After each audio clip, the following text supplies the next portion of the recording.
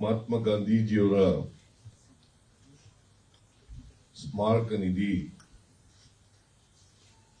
ಇದರ 75ನೇ ವರ್ಷವನ್ನ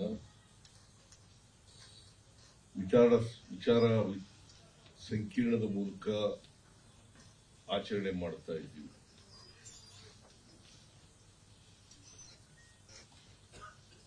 ಈಗಾಗಲೇ 75ನೇ ವರ್ಷಕ್ಕೆ ನಾವು ಕಾಲಿಟ್ಟಿದ್ದೀವಿ. 74 ವರ್ಷಗಳು ತುಂಬಿದೆ. ಈ ಪ್ರಯುಕ್ತ 2 ದಿನಗಳ ವಿಚಾರ ಸಂಕಿರಣವನ್ನ ಏರ್ಪಾಡು ಮಾಡಿಕೊಂಡಿದ್ದೀವಿ. ಇವತ್ತು ಮತ್ತು ನಾಳೆ ವಿಚಾರ ಸಂಕಿರಣ ವಿಷಯ ಇವತ್ತು ಚರ್ಚೆ ಮಾಡತಕ್ಕಂಥದ್ದು 21ನೇ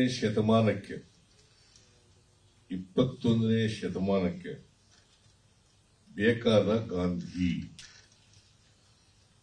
ಅನ್ನೋ ವಿಚಾರದ ಮೇಲೆ ವಿಚಾರ ಸಂಕಿರಣ ನಡೆಯುತ್ತೆ. ನಾನು ಈ ಕಾರ್ಯಕ್ರಮ 10 ಗಂಟೆಗೆ ಪ್ರಾರಂಭ ಆಗಿದೆ. ಆದರೆ ದಿಲ್ಲಿಯಿಂದ ನಾನು ಬಂದದ್ದು ರಾತ್ರಿ 2 ಗಂಟೆಗೆ.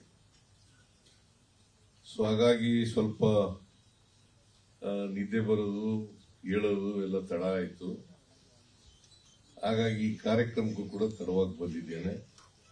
ನಿಮ್ಮೆಲ್ಲರಲ್ಲಿ ಕ್ಷಮೆ ಕೋರ್ಲಿಕ್ಕೆ ಬಯಸ್ತಾ ಇದ್ದೇನೆ.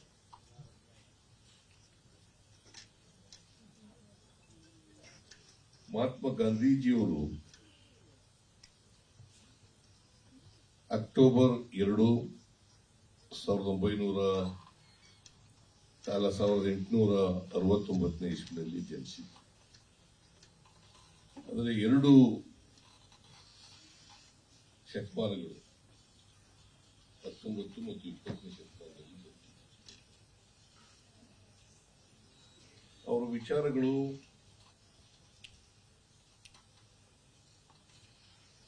ಈ ಸಮಾಜಕ್ಕೆ ನೀಡಿದಂತ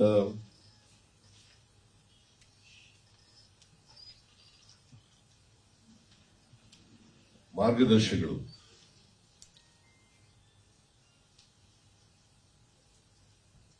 ಅವರ ಪ್ರಸ್ತುತತೆ ಬರೀ 19ನೇ ಶತಮಾನಕ್ಕೆ 20ನೇ ಶತಮಾನಕ್ಕೆ ಸೀಮಿತ ಆಗಿರಲಿಲ್ಲ. ಇವತ್ತು ಕೂಡ ಪ್ರಸ್ತುತ ಅಂತಕ್ಕಂಥದ್ದನ್ನು ನಾವು ಮರೀಲಿಕ್ಕೆ ಸಾಧ್ಯ ಇಲ್ಲ. ಗಾಂಧಿಯನ್ನ ಮರೆತರೆ ಇಡೀ ಸಮಾಜವನ್ನೇ ಮರೆತಾಗ ಆಗ್ತದೆ,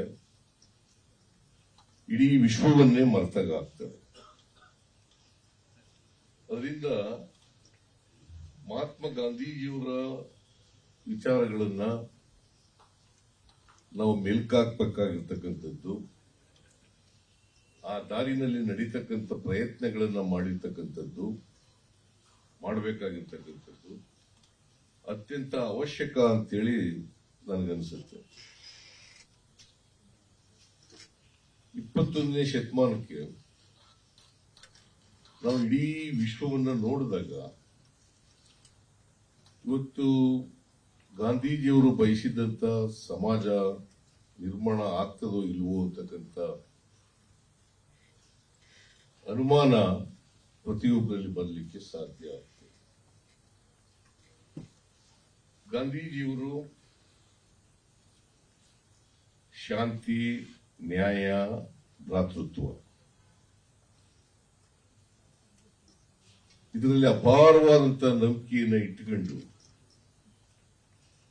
ನಮಗೆ ತಿಳಿಸ್ತಕ್ಕಂಥ ಪ್ರಯತ್ನವನ್ನು ಮಾಡಿದ್ರು. ಶಾಂತಿ, ನ್ಯಾಯ ಮತ್ತು ಭ್ರಾತೃತ್ವ ಇವುಗಳನ್ನ ನಾವು ಮಾಡಬೇಕಾಗ್ತದೆ. ಇವತ್ತು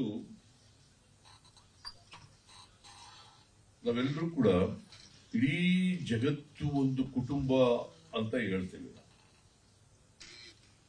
ಜಗತ್ತೇ ಒಂದು ಕುಟುಂಬ ಅಂತ ಹೇಳ್ತೇವೆ. ನಾವೆಲ್ಲ ಕೂಡ ಮನುಷ್ಯ, ಆಲ್ ಹ್ಯೂಮನ್ ಬೀಯಿಂಗ್. ನಾವು ಪರಸ್ಪರ ಪ್ರೀತಿಸಬೇಕೇ ಹೊರತು ಯಾರನ್ನು ಕೂಡ ದ್ವೇಷಿಸಬಾರದು.